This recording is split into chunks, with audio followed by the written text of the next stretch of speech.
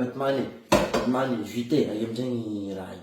Merci beaucoup zany. Anao tena marina anao big up zany zay. Merci. Vatomany nava anao, izy tsy vitavitany merci. Angizy, nino misy?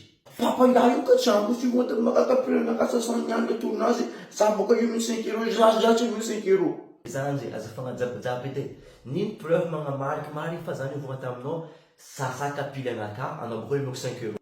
Nga io ka trano, tsy manjary nga io.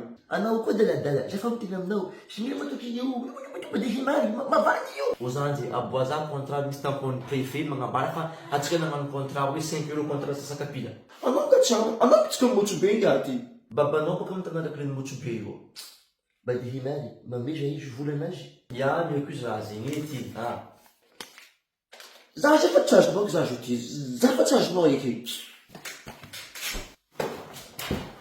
Asana le vy fa azoko vola anazy. Mbola signala, zaho miteny, anao mipetraka a Canada, en Europe, mipetraka en États-Unis, anao mila mandefa crédit amin'ny ramosy, amin'ny madamo, amin'ny anabavitsika, amin'ny mamasika, mampiasa Kinoli. Kinoli, mbala mahazo 100% bonus anao niany le 27 octobre. Kinoli, anao mampiasa anazy, anao midika amin'ny maxit.orange.mg. Mandefa malaky crédit fa mijaly crédit à Madagascar. Cette vidéo est sponsorisée par Orange.